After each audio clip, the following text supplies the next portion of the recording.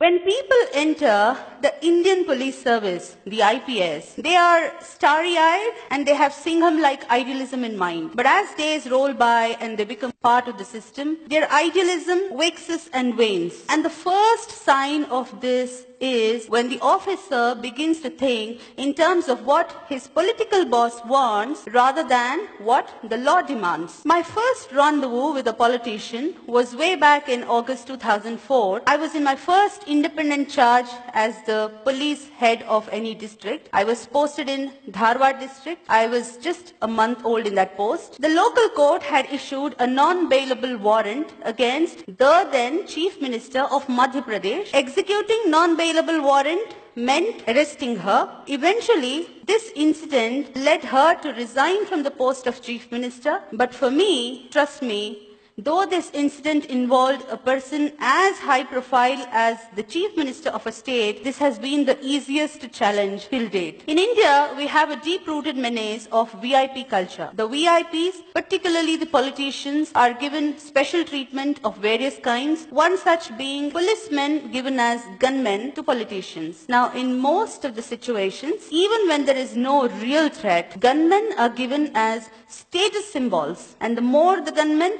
the higher the status it is perceived. And it's not an exaggeration at all that many a time most of these gunmen are used as boys to run errands. I was posted as the Deputy Commissioner of Police, Bengaluru City Armed Reserve, and my job was to supervise man management, personnel deployment, and therefore I took stock of the situation as to where my boys had been deployed. And to my utter shock, I found that a number of politicians, the public representatives, the MLAs, MPs, MLCs and so on, had kept gunmen in excess of the authorized number they were supposed to keep. Now, I made a list. There were 82 politicians who had kept about 216 gunmen in excess of the number they were entitled. I started withdrawing them. The first resistance came from my own boss, who reprimanded me in front of my subordinate officers. Yet, undeterred, I completed the task. I withdrew till the last excess gunman came back to the unit. In the same stroke, I also withdrew 8 brand new SUVs kept by the then ex-Chief Minister of Karnataka. The man had stepped down from the post of Chief Minister, yet the vehicles had continued to be with him. I withdrew the vehicles, but I often wondered why my predecessors had not acted. What prevented them from setting things right? I later learned that these are called the dirty jobs. They are unpleasant tasks, inviting the wrath of the politicians, and nobody wants to do them. Not very long ago, I was posted as DIG Prisons, Bengaluru. I was there in that post for barely 17 working days, barring all the Sundays and holidays. And during that time, I witnessed similar special treatment being given to a convict. This convict was very powerful. She had been the close aide of the ex-Chief Minister of Tamil Nadu who died recently. The convict herself was slated to be the Chief Minister some time ago in that state. Now, the Supreme Court had convicted her under Corruption Act for possessing disproportionate assets beyond her known sources of income. Flouting the Honorable Supreme Court's orders, the jail officials had given special facilities to her as quid pro quo. So I reported this irregularity. And soon after this report, a number of people asked me, was your act a well thought out one or something done at the spur of the moment? Frankly speaking, I did not think of the consequences. There was no need to, because I was clear in my mind that I had acted in a manner most transparent and accountable, which every public servant is expected to. Now, after this report, I was slapped a defamation suit notice. So what is the take home? If you stir hornet's nest, be prepared for all kinds of oddities and notices. Now the law is very clear, rules are very clear. If a public representative is booked or named in the FIR as accused, be it the MLA or MLC or MP, he cannot claim it as his privilege. There can't be any privilege motion against the person who does it. Yet, unjustifiably, I was slapped the notice. I was made to appear before the privilege committee of the state legislature a number of times, and it dragged on for several years. And now, what is the take home?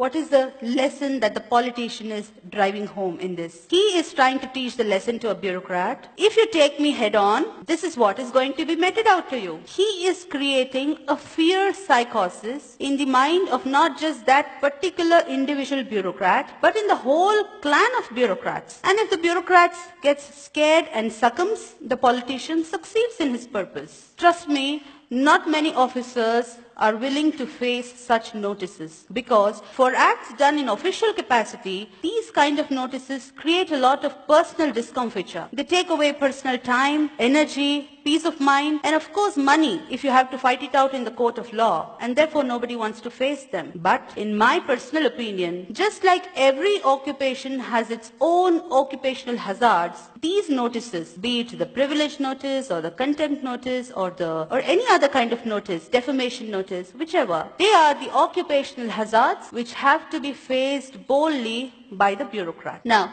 coming to the challenges that I faced as a woman in male-dominated police force, the peril is that the woman officer could be ignored, taken for granted, taken lightly. Her instructions can be thrown to air at times. I had one such shocking experience in Gadag district. In 2008, I was heading Gadag district police force. There was a powerful politician who had been a minister earlier. He addressed a gathering of his followers and made an inciting speech that made his followers to set ablaze on fire 3 government buses soon after his speech. Now, government buses mean public property bought out of taxpayers' money. I instructed my subordinate, the second in command of the rank of DYSP, to arrest the politician as he was prima facie guilty of abetment of the offense, and there was videographed evidence of his speech. Now, to my utter shock, not only my subordinate resisted, refused, but also kept on arguing relentlessly and kept lying to me that the politician had already left the town. I too did not budge. I had reached the police station in the morning